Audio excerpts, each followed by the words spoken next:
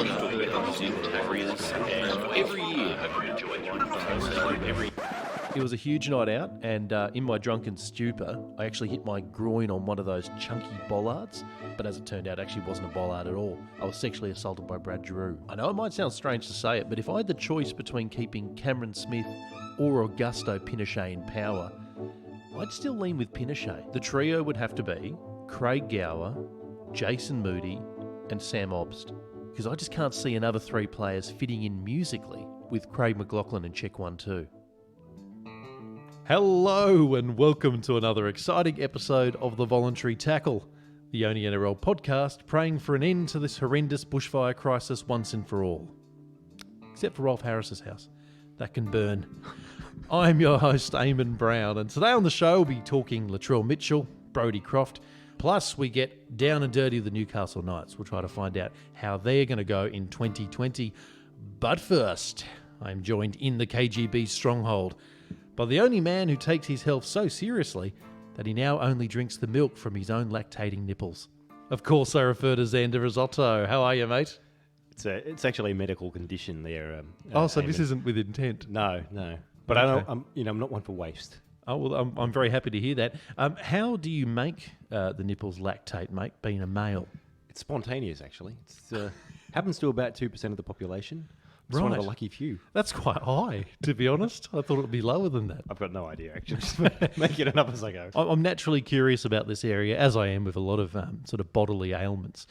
If you were to dip your nipples in a cold espresso, would that be like drinking an iced coffee?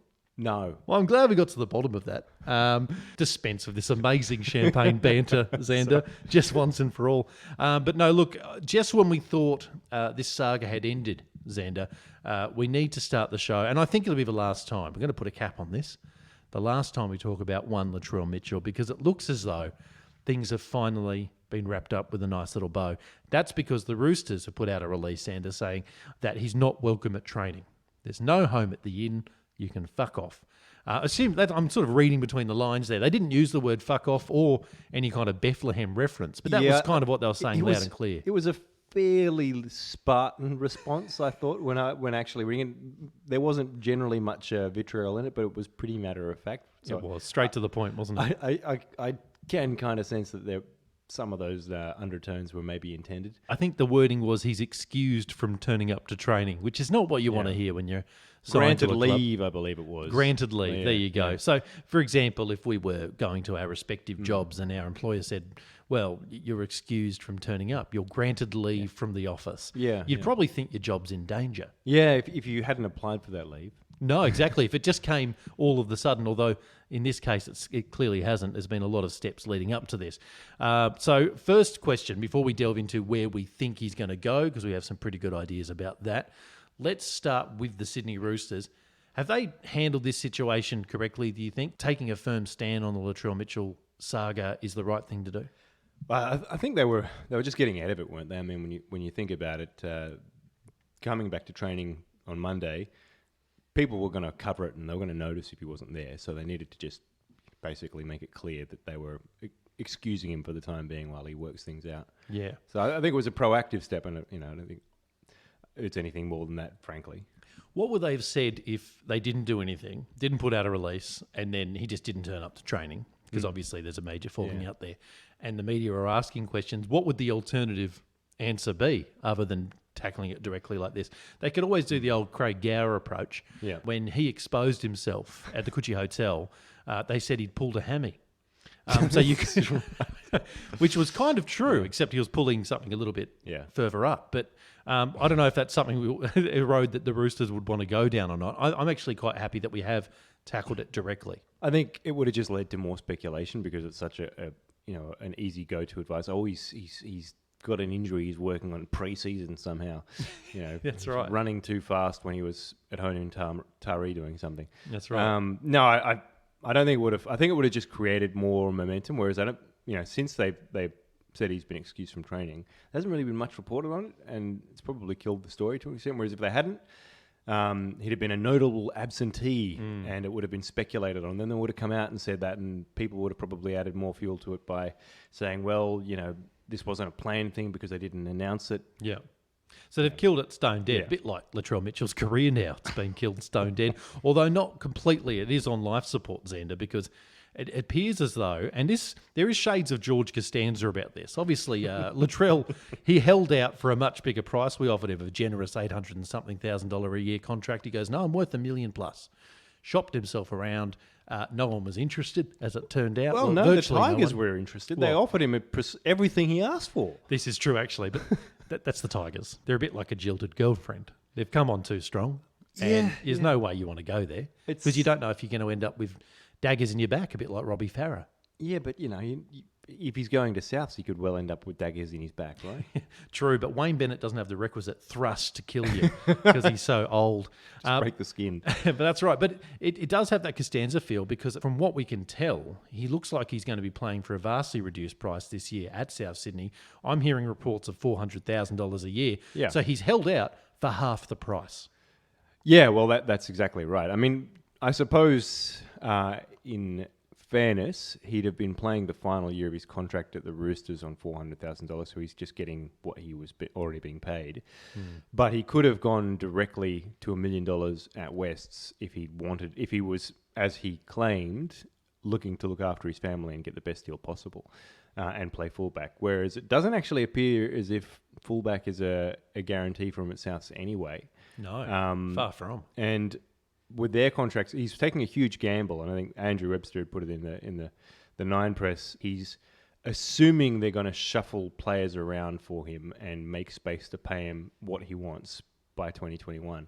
And it's not guaranteed, to say the least. I can see a situation where Souths, just out of pure spite to annoy the Roosters, they would handicap themselves by paying overs and keep them at the club long term.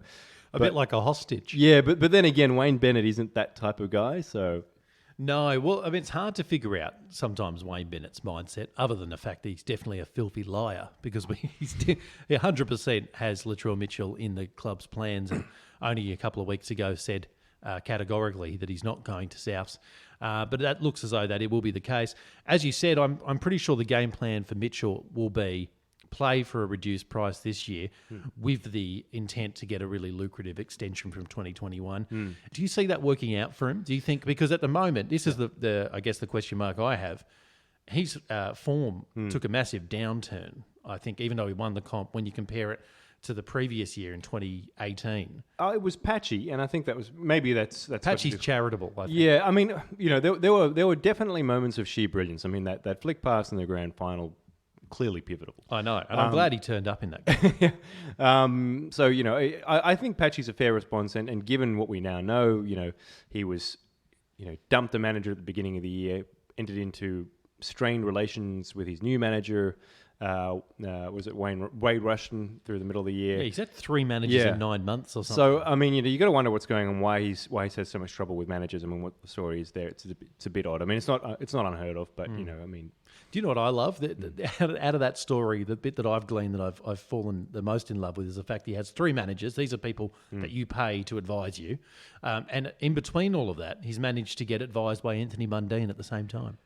Yeah. I hope it wasn't on attitudes towards women. Yeah, or just attitudes in general from Anthony Mundine. What I think you should do is go on, I'm a celebrity, get me out of here. Oh dear. Yeah, I don't want to get into a side rant about what we think about the counsel of Anthony Mundine on mate, I do. I desperately do. But all right, But I do think that maybe his uncertainty and all the different people in his year probably would have and things happening at home probably would have had an effect on his form. But still, he did turn up in some big games. Notwithstanding the Origin sort of kerfuffle. Again, charitable. I like that. Yeah, as you say, that's not perfect form to be bringing into this year, and he is at risk of, like every player, of missing parts of the season through injury. If something goes wrong in a game, and he, just like God forbid, has a season-ending injury, then how is he going to negotiate that next deal? That's right. You've only got one meat wagon, and if he fucks that up, and I guess speaking of being fucking things up, do you think that Latrell Mitchell has damaged his brand throughout all of this? Or is this just short-term carnage and he can sort of, because he can be so brilliant, he'll just glide that by? Yeah, I think I think it's short term. I mean, he's 22. It's absolutely recoverable. But remember, by 22, Cooper Cronk had 4 houses. Some people This is start true. early. And a casino. That's right. And a good portfolio of blue chip shares. But, I think we all thought, and I don't want to bring up the comparison because there are flaws in it, but we all thought that Sonny Bill Williams was going to be hated forever when he left the Bulldogs and the Naughties, right? That didn't last. He's just so damn likeable, this BW, isn't he? That's his problem. I liked him the moment he tore up his contract. I said, "Go on, mate." Had nothing to do with him being I treated in him like Bulldogs. Free Willy. I said, "Be free, mate. Just get out there and roam and earn cash." You're not playing for the Blues anyway. Who gives a shit? Yeah, that's right. Didn't really care. So there's certainly precedent. Yeah, it's not. I don't think it's helped his brand for the short term. It certainly hasn't. But I'm like you. I think that because he is 22 and we know his talent, this could be something he can easily assail if he's able to bring his game in 2020. It actually shapes as a massive year for him as in terms of a fork in the road, isn't it? Because once you play 12 months of patchy, it's not confirmed that you're going to be returning to that form. As I said before, there's all kinds of things that can happen through the course of the year that are just beyond your control, frankly. He'll certainly be motivated. I guess we can put it that way. Like he ought to be. He'll be one of those players who'll be trying to prove himself every chance he gets. Well, I hope so. As a person who just wants him to do well, if I put aside the feeling that I've been stabbed repeatedly in the groin because he's going to Souths as a Roosters man, and the fact that I hate his guts right now, I will get over it. I will heal. I'll lick my wounds. I'm not going to lick my balls. I won't do that. You did mention being stabbed in the groin. Yeah, I know. I'll lick my balls. You are flexible though, haven't you? I was a contortionist in my youth, and licking my ball sack was one of my special talents. But let's not go into my nostalgia right now because it's time for a Twitter poll, okay? And that's kind of what this show's about. It's what gives it its credibility, frankly. And we asked our listeners, is moving from the Roosters to Souths the right move for Latrell Mitchell? Now, do you have any predictions about what the punters said, Xander? I'm going to assume that there were a lot of vocal Souths fans on that poll. They are on Twitter. There's a lot of Souths fans on Twitter. Well, they're not employed, you see. Well, I can tell you this. It's very close, but 44.1% said yes, Latrell is doing the right thing. 42% said no, and a humble 13% said it's too hard to tell. So let's abuse that 13% first of all. So they fence-sitting motherfuckers. Those were the 13% of people who do not follow either the Roosters or Souths, probably. Possibly, or they're just people advising Latrell Mitchell because they don't know what the fuck's going on either. It's funny though. At this point, it's kind of in the you think he's doing the right thing to go to Souths category. I think there are some Roosters fans who probably do think that now. Like they're just keen to. Like there are a few that have really turned on him. So there are probably a few who are in that category as well. I still maintain it's not the right thing for him to do, but I think it's not a good decision. I mean, if you place yourself in the opportunity of getting 3 in a row in a team that you know that you can thrive in because you've done it before, there's a lot of unknown quantities moving across the South. They're no mug team. They're going to be definitely a top 8 side, possibly a top 4 side this year, you'd think. Or a 16th ranked side. According to you. We'll get to that too, Xander, because we did put out some predictions earlier on, which is something that we're going to have to be held to throughout the year. That's what I love about it. Accountability, which is something we've never had here on the show before. Now that it looks as though he's definitely gone, who do you think the most likely replacement is going to be for Latrell Mitchell in the centres? Do you have any ideas about that? For me, it should be giving that Billy Smith kid a go because I went out and watched his debut game out at Cogra, and geez, I like what I saw. He killed it, didn't he? Yeah, rangy, strong, kind of had shades of Ferguson. Not that you want to be one of those people that say you're going to be the next this. Yeah. Although I've already done it now, so you better be fucking better than Ferguson. Yeah, just miss out that slightly troublesome period in Ferguson's career and get straight to the good stuff in 2018. I suspect because he's still pretty fresh, they'll ease him in. They'll probably put BMOS in there a fair bit because he's a safe pair of hands, which is effectively what he did in the World Club Challenge when Latrell was unavailable. Did he play at centre in that game, did he? Yeah, pretty sure he did. I mean, you might be right. He scored 3 tries in the first 20 minutes. I remember that, yeah. Out in that position. So I suspect they'd probably push him there because, if like we're pretty well covered in the wing position at the moment. And who do you bring on? Ryan Hall or someone else? Is Hall back yet? I'm not a fan of his, to be honest. Well, I think he was very good at one point. We've seen about 25 minutes of him. I've seen too much of him. I've seen too many kilos of him. He needs to get on a fucking treadmill. Sorry, I hate to be one of those body fascists again. He is a little bit on the heftier side. You have to. You know, I mean, for a winger, I do remember seeing him when he had that great couple of years playing against Australia for England, and in that World Cup final, even he was electric. Yeah, that was 19 kilos ago. Yeah. I think it was. It was a fair bit 19 of time kilos ago. or 150 Big Macs. I mean, as you said, on the wing, you can have some size, but you've got to have some speed. And unfortunately, Ryan Hall doesn't have that at the moment. He's a bit like a broken down steam train. Or Chris Walker. Or just Chris Walker. Certainly broken in the mind. Was poor old Chris. Big shout out. Well done for landing Kate Ritchie. So just a compliment that doesn't really balance anything, does it? But look, for me, it's Billy Smith. I'd love to see him have a breakout year. I really think he has the capability to do it. That would be my first option. But when it comes to Latrell, before we sign off, now that he has gone to Souths, I want to get your opinion, Xander. You've always been his very staunch defender. He's gone to the enemy. Do you hate his guts now? Oh, yeah. Excellent. Absolutely. So I'm free to make all those fat jokes that I was making before and you were tempering. Yeah, that's right. Go for Fantastic. your life. All right, excellent. All right, here we go. I've got one, I think. Now, I'm not calling the Trill Mitchell fat, but last week his agents were fielding offers from Japanese whaling vessels.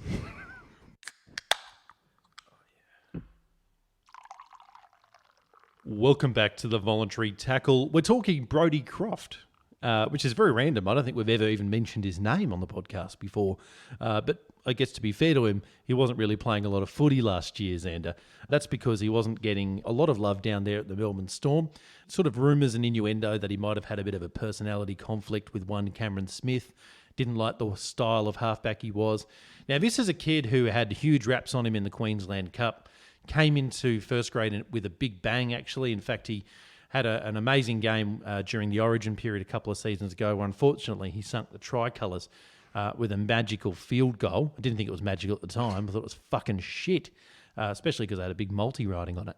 But ever since then, he's kind of redeemed himself a little bit in my heart because he hasn't been playing a lot of first grade football. I guess we're asking on the show today, does Brodie Croft have the ability, Xander, to recalibrate the Brisbane Broncos into what they were? They had a pretty shady season last year, finished 8th before getting hammered by the Eels. It was rather embarrassing. Can Brodie Croft stem the bleeding? Yeah, he certainly can't do any worse than Darius Boyd in the halves. Milford and Boyd were probably one of the least effective halves combinations I think I've ever seen. I've got a question for you. Do you think Anthony Seibold was literally choosing positions out of one of those lucky 8 balls?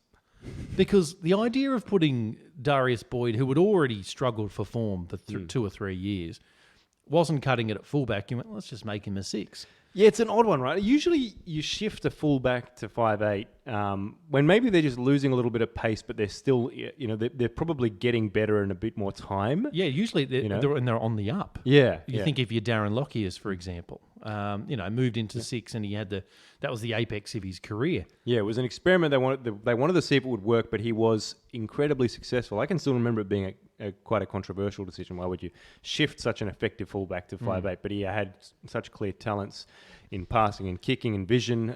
Didn't work for Ponga last year. No, didn't work for Ponga. Certainly, that logic behind why they wanted to shift Lockyer to 5'8" was non-existent for Darius Boyd.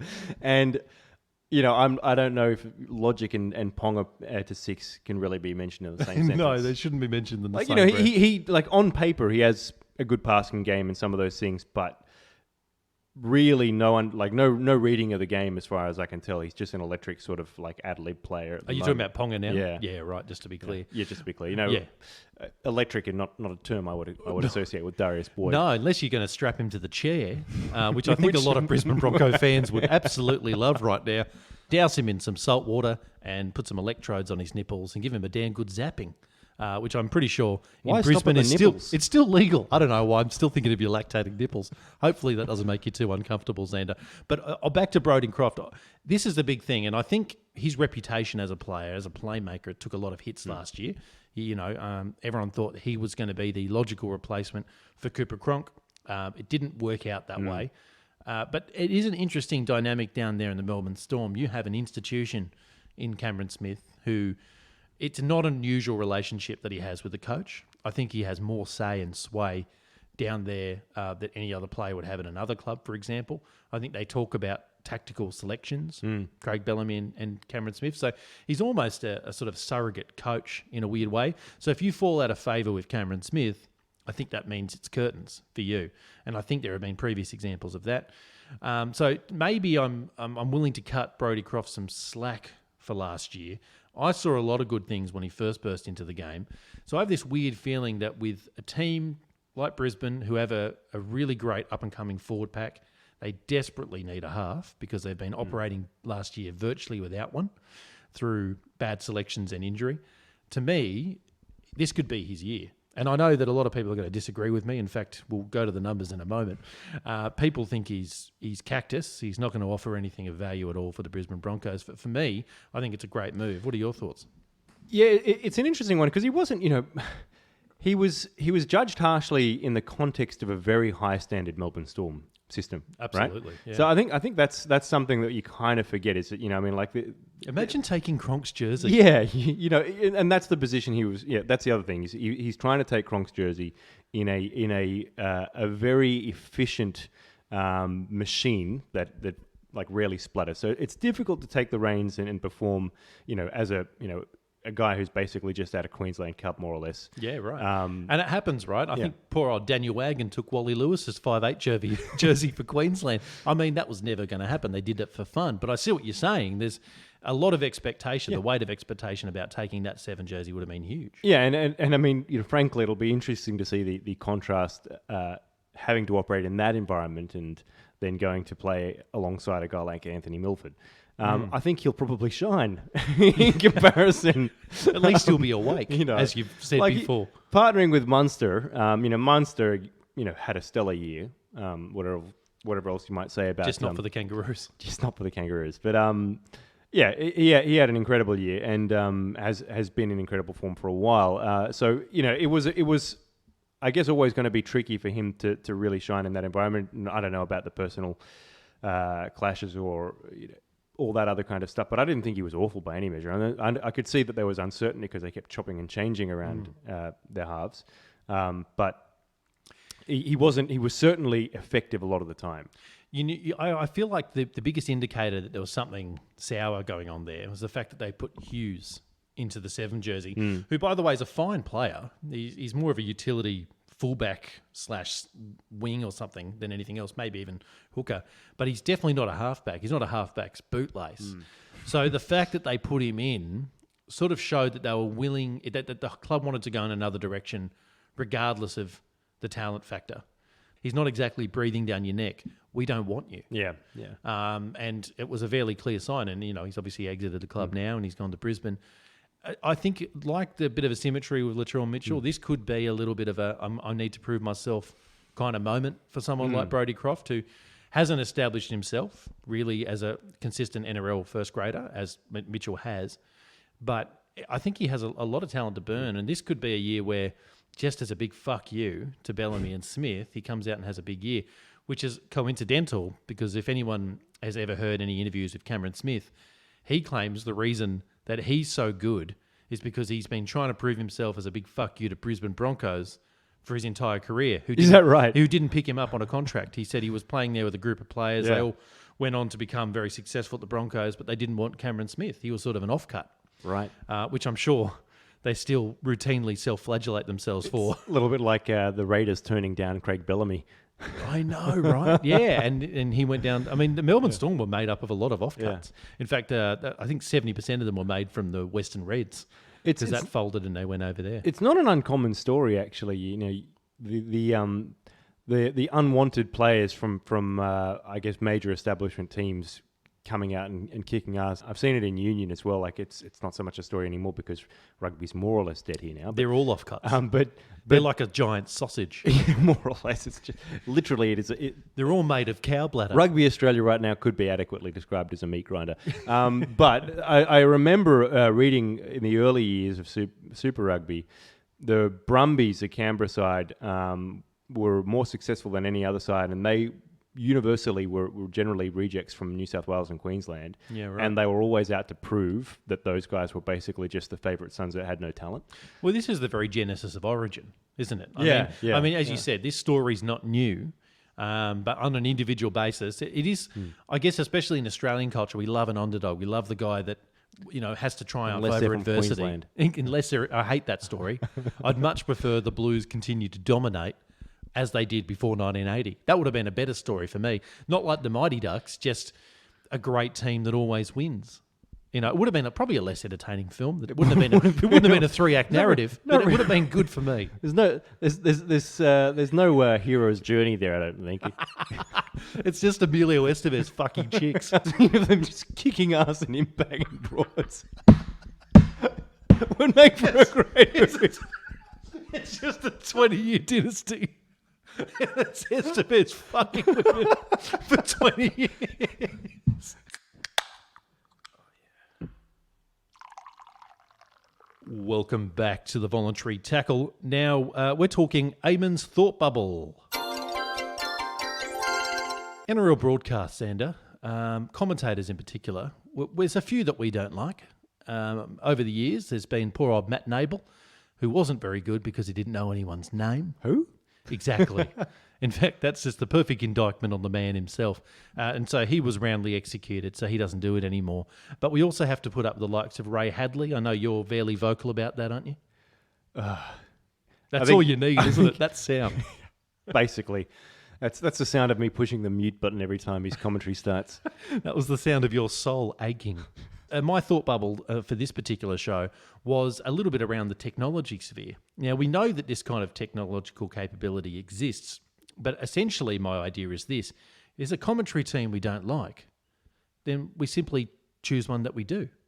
And so what I would propose is every game of NRL there is, we have about 20 sets of commentary teams so that people sitting back at home can hit a button and they can literally flick through the kind of commentary team that they want. They go, I don't want Ray Hadley calling it like it's fucking AM radio in 1973.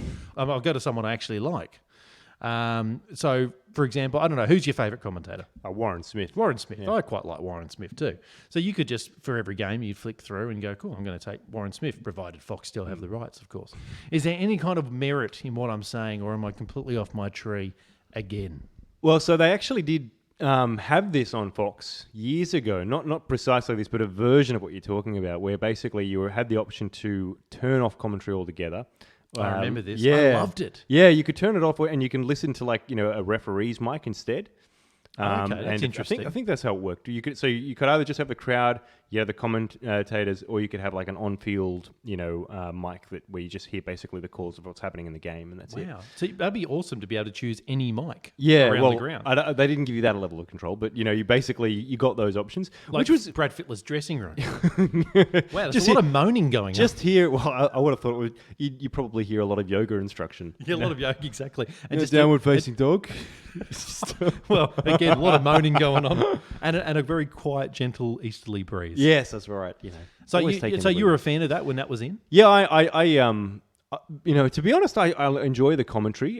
So I tend to, unless it was a really shit commentator, I tended to just leave the commentary on. And I'd occasionally flick around and experiment with it. But it was, I think it came across at the time as being a little bit gimmicky.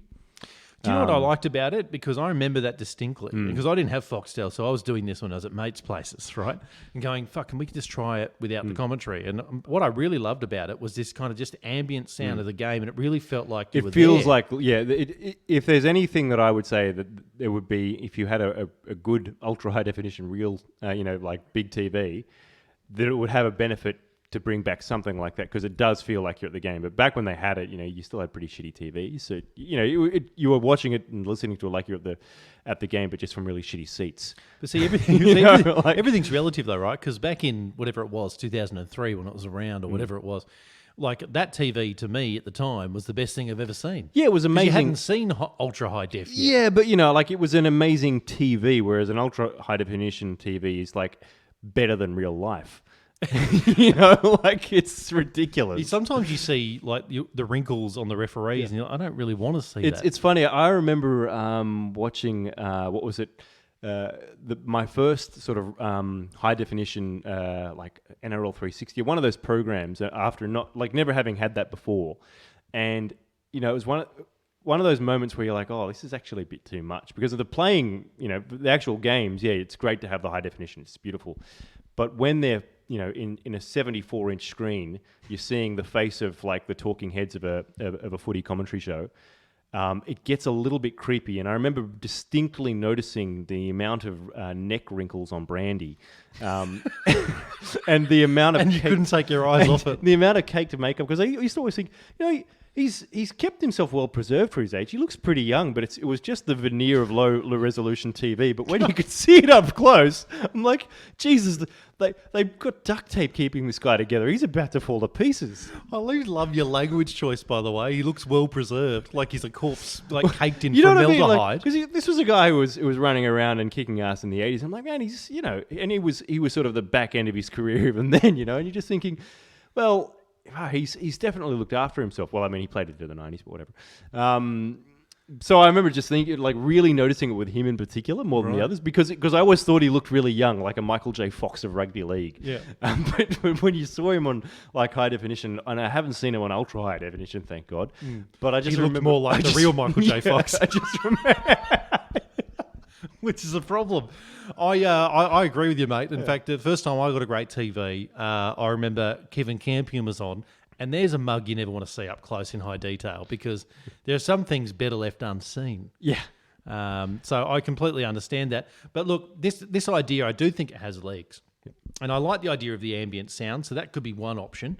The other option I was thinking of was if, obviously, there's not always the 17 players on the field at once, right? You've got 4 players on the bench doing nothing, right? So when people come off, why can't there be a commentary team where it's the 4 players you have on the bench, right? So you can go, all right, well, I'm going to get the game called by the Warriors bench at the moment. It's 4 Maori names I can't pronounce. That actually does bring me to what I was going to suggest before. Given you're going to have 4 Warriors players on the bench, and we all know how indecipherable the Kiwi language is, I think that a good option, instead of having other commentators, but having interpreters who go over the top of the commentary. Like, you ever watch They dub them. Yeah, exactly. Like, if you had them on the ground, they're actually like, movie star level interpreters in Europe who cover a lot of the old movie stars. Like, there's a guy who's famous for basically doing the voice of Schwarzenegger and Stallone and all these people. Yeah, that's right. He's more popular than Schwartz over Yeah, there. precisely, right? So it'd be interesting if you could do that and just have them, like, a commentary team just dubbing it real time in a new language. Okay, so they're on the screen. I'm just trying to visualize this. You've got the Warriors bench. They're the commentary team. They're saying stuff, but over the top is an Austrian guy who may not be understanding the game of rugby league. I was thinking more an Australian who understands New Zealand. No, Austrian's far better. Yeah. It's genius. More after this.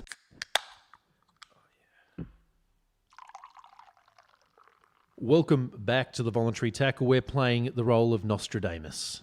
We love doing that because we love playing Frenchmen who are on some combination of heroin and LSD, particularly when they're 5 centuries ago. It's a lot of fun. It makes the Saturday nights fly by, doesn't it, Xander?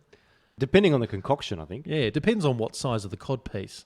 But look, we won't get too buried down in that for the moment because what we're trying to do is find out how we think the Newcastle Knights will go this year. Just to give everyone a bit of a rundown, not sure if you remember this last season, listeners, but it started out full of promise. You had the likes of Kalen Ponga on the up, Mitchell Pearce, everyone loved him at that stage. Nathan Brown, everyone was saying, oh, he's a bit of a battler of a coach. Ramian, isn't he a star? And obviously, mid-season, all the wheels fell off. They started off actually pretty poorly. They ran into a good run of form, and then they completely came off the rails. It ended, I don't know if you remember, Kalen Ponga put a strawberry milkshake down his pants and then repeatedly shook his pelvis and made himself a cock milkshake. I don't know if you remember that. Allegedly. Allegedly. Sorry, mate. Whilst receiving news that his coach got sacked. Exactly, yeah. It sort of didn't seem to give a shit that Nathan Brown had gone. So there was a lot of stuff going on there behind the scenes. Nathan Brown was obviously on the nose of a few of the players, particularly Ramian, who's gone now to the Sharks, who I think is going to probably have a big year over there. So there's not a huge amount of acquisitions. They have got Brayley from the Sharks, and a few players have retired. Kenny Dale's gone to England. So it's not as though, Xander, there's a big change in the number in the actual cattle or the roster for the Newcastle Knights. Having said all of that, I think this year, for mine, will be a lot better than last year. What are your thoughts? Yeah, it's funny that we bring up Newcastle in the context of effectively, this episode where we've talked about offcuts of sides, out to prove themselves. Because in a lot of ways, the Newcastle Knights over the past few years have been made up at their core of offcuts of the Championship Roosters team from back in 2013, right? That's right. The guys we didn't want anymore, the ones that had expired and gone off. Yeah, and that dynamic, I'm just thinking, we're looking to that as evidence as to how rejected players can come good. Probably is the counterpoint. Well, is that more of an act of sabotage on behalf of the Sydney Roosters to give them our players that we knew had already peaked? A bit like dumping a bunch of off avocados on someone. You go, why don't you make yourself a nice guacamole? And you go, thanks, but it tastes like shit. That's kind of what we did to the Newcastle Knights because we knew deep down in our hearts that Aiden Guerra was never going to be good again. Yeah, no, that's probably a fair way of putting it. And there is the wrinkle in the analogy. I probably should confess. You're going to talk about Brandy again? Please, mate. I just got over that. I've been sick in the toilet. Anyway, go on. Anyway, the wrinkle in the neck, not the neck. The wrinkle in the analogy being that those rejected players tended to be at the start of their careers rather than the middle or the end of them. Yeah, I understand. So I see what you're saying in that, they're going to have a change of coach and that could change the culture of the place. But, Adam O'Brien, he's got his work cut out for him, I think, up there. He does. Well, we should talk about him because he's obviously the major change agent up there at Newcastle this year. Nathan Brown sort of went fairly unceremoniously, went in the middle of the night. No one didn't make a big song and dance about his departure, sort of went very smoothly. He did. I don't know if it was without song and dance.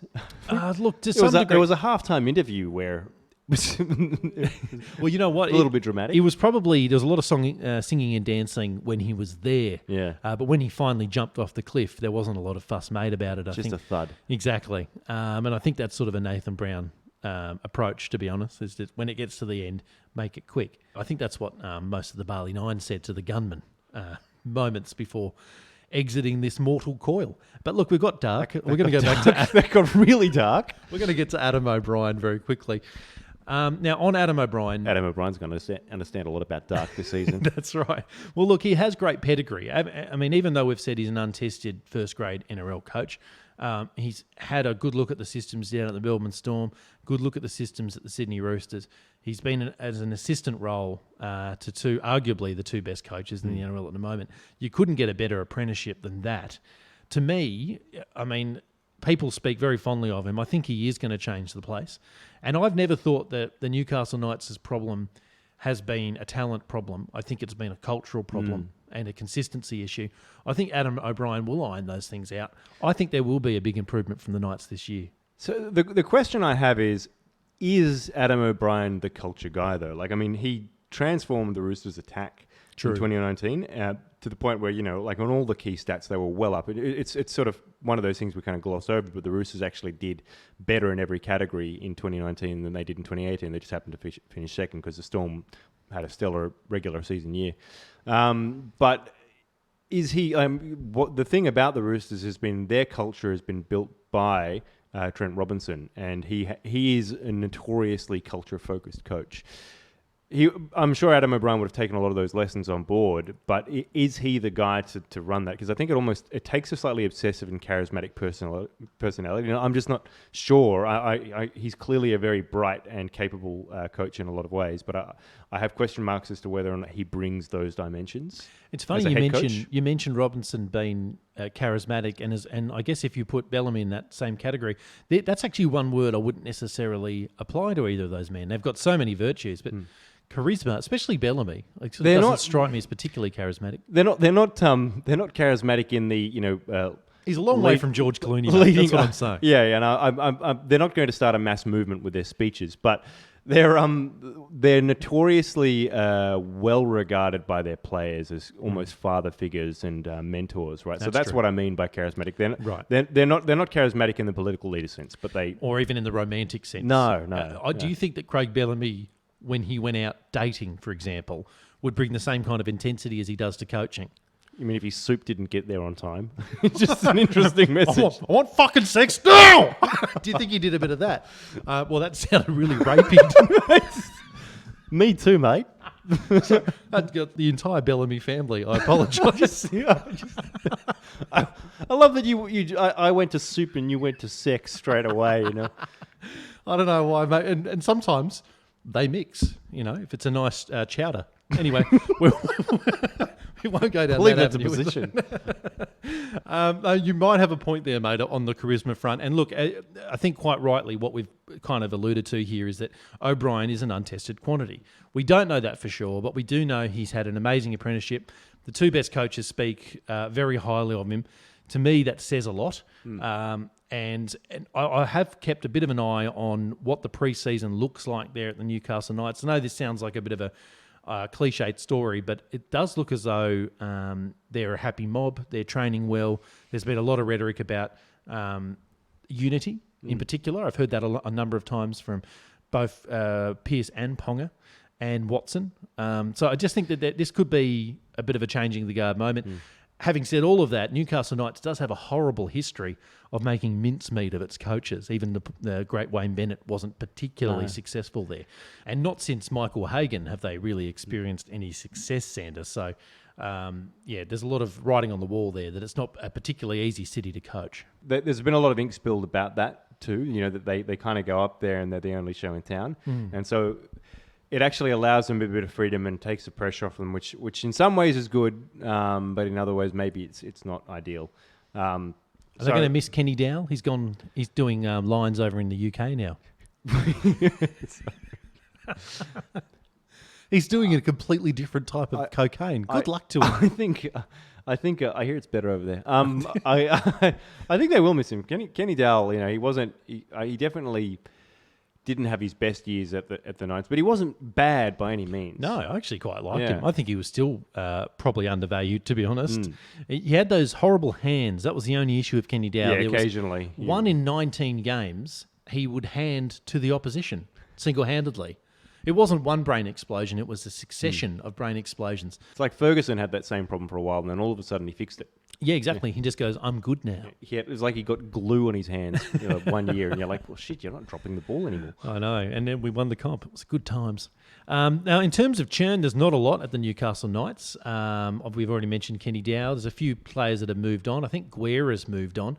But interestingly, they did have an issue at hooker. So Danny Levi, I just read today, has left the club for Manly. So Manly had a hooking problem as well. So he's gone there, and they've replaced him with one Jaden Brayley from the Sharks. He's a great up-and-coming player. They look to have a pretty good-looking spine for me. But look, this is the question I'm going to pose to you, Xander. Where would you put that key spine? So the likes of Connor Watson, Ponga, Pearce, where would you place these guys? Well, I mean, I don't think you shift Ponga out of fullback. Keep him there. Yeah, he's you're not going to put him in the halves again. Do you think Watson can be a number 6? I actually think you can. He wouldn't be a traditional 5'8". He's always lacked a little bit of the ball skill. But one thing he has is lightning speed, and he's a try-scoring machine. He can put people through a gap. Maybe he might be a good foil for Mitchell Pearce. Yeah, well, I mean, sometimes you see it a lot with halves where an older, steadier hand and I guess a more creative younger half are actually often quite a good combination because you can build structure around your older half, and it doesn't matter if they're 6 or 7. It seems to be. Yeah, and very different styles, right? Yeah. Mitchell Pearce is a very before the line construction player. Yeah, whereas Watson will be the guy running at the line. Precisely, and that's kind of the the model they had with Cronk and Keary, right? Because Cronk provided the structure, and Keary would basically provide us with all our creativity. So I mean, there is that probably going to be a breaking in period, and it was interesting this year because they won. I think they lost 7 games and they won 7 games, and then they lost pretty well the rest of the season. Yeah. It was some weird pattern like that. It was a really weird season. They had an amazing middle patch where they were knocking over top scalps. Yeah, generally during the Origin period. True. They were doing a bit of a New Zealand Warriors, weren't they? But, and remember, that was a beautiful moment where Mitchell Pearce kissed his jersey as they thumped the Roosters. I've erased that from my memory. He thumped a Roosters team with 19 players out. But still, he seemed injured in the it. first 30 seconds. That's right. Faced his 9th concussion for the year. Now, we should go to social. We did ask everyone, how will the Newcastle Knights perform in 2020? The options were, will they finish top 4, top 8, same as last year, or worse than last year? And the overwhelming response was the same as last year. For anyone that's on Twitter, Xander and Eamon have actually put out our forecast of the top 1 to 16 for 2020 in the NRL. And for the record, Xander, you have the Knights finishing in 13th place. I actually have them making the finals, all but just scraping in anyway, in 8th place. Can you walk us through why you have them finishing 13th? Yeah, I mean, to be completely honest, the lack of I suppose brains, because Mitchell's in there. My concern is the fact that they're going to effectively have a new spine again, and it'll be one with still a fair bit of young blood, and not really convinced that their forward pack's going to lay the platform. You know, Kenny Dowell, as I said, I didn't think he was having a bad year. That they lose a bit of punch in the centres, in my view, without him, and I think it'll just take a while for them to really develop their combinations and for O'Brien, frankly, to work the place out. I think they're going to really rue the miss of Ramian. I think he's going to have a big year at the Sharks, and it's a shame he had a personality conflict there with the coach who's now gone. So that's probably not going to serve them very well. For the record, I just want to see them just make 8th so that I can see Mitchell Pearce lose in a heartbreaking finals game first week.